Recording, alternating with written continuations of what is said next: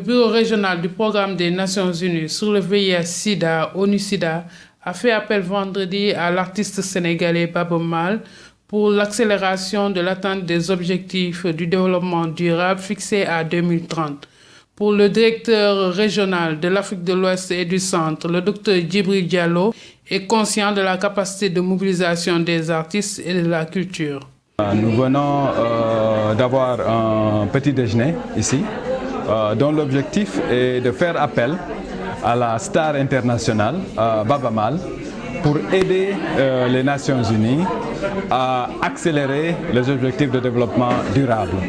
Monsieur Michel Sidibé, directeur exécutif de l'ONU-Sida, vient de participer à l'Assemblée générale des Nations Unies à New York et le rapport qui a été fait sur les objectifs de développement durable, c'est qu'il y a eu beaucoup de progrès depuis leur adoption, mais que si nous devons atteindre la date butoir de 2030, il faut accélérer ces efforts. Et quoi de mieux pour accélérer ces efforts que de faire appel à la capacité de mobilisation des artistes et de la culture pour faire avancer cela. Pour nous, ONU-Sida, il s'agit surtout de profiter de l'aura des artistes, de la trempe de Baaba Maal, pour que l'Afrique de l'Ouest et l'Afrique du Centre répondent au rendez-vous de 2030 à deux niveaux. D'ici 2020, il va falloir que chacun des pays de l'Afrique de l'Ouest et de l'Afrique du Centre, et il s'agit de 25 pays, 500 millions de personnes, dont 6 500 000 personnes vivent avec le VIH, que ces 25 pays atteignent les 3,90. 90% des personnes vivant avec le VIH doivent savoir leur statut, que ces personnes qui sachent leur statut doivent avoir accès immédiat au traitement et que ces personnes qui ont accès au traitement doivent avoir une charge virale qui fait que ces personnes ne peuvent plus transmettre le virus à une autre personne. Donc nous saluons ici l'engagement de Baaba Maal à ce niveau et ce message va être passé de façon très forte à l'anniversaire d'Andé Legnol, son orchestre, demain ici à Dakar. Pour Baaba Maal, qui s'est engagé dans cette lutte depuis 10 ans, la culture, notamment la musique, doit servir de locomotive. C'est un combat que j'ai mené depuis des dizaines d'années, mais plus particulièrement depuis 7 ans.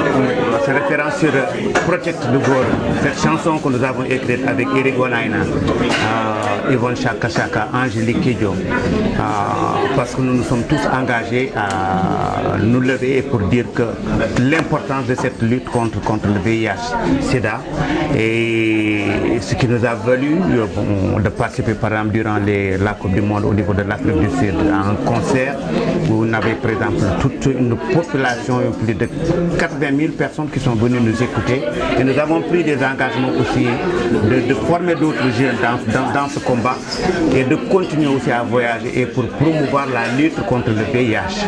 Et avec Michel Sidibé et Dr Djibril Diallo ici présents, nous avons élaboré des plans d'action pour qu'on soit quand même beaucoup plus efficace, où on pourrait inspirer tout un chacun, n'importe qui, dans n'importe quel pays du continent africain et à l'extérieur de l'Afrique, de prendre part à ce combat. Et je pense que c'est très noble et nous le ferons depuis toujours. Dernière question en efficacité, est-ce que vous avez le sentiment d'être en retour entendu par ces populations-là? Est-ce que le message passe véritablement? Je peux donner un seul exemple très concret.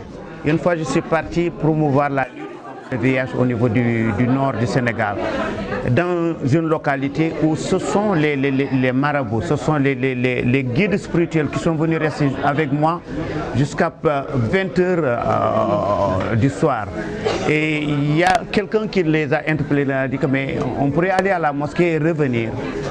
Il y en a un d'entre eux qui a dit que c'est vrai, mais je pense que si Baaba Maal vient et s'engage, c'est parce que c'est pour la survie de l'être humain et c'est important. C'est comme aller faire la prière, parce que l'être humain fait la prière quand même pour accompagner la vie de l'être humain, pour s'épanouir. Nous pourrons toujours faire notre prière, mais c'est important d'écouter ce message-là. Ça, c'est une source de réconfort pour quelqu'un qui s'engage, et surtout dans les secteurs les plus difficiles pour la perception de ce message, et c'est important. Et ça m'a donné la force de continuer et de dire que c'est important que je m'engage et que les autres artistes aussi s'engagent. Merci.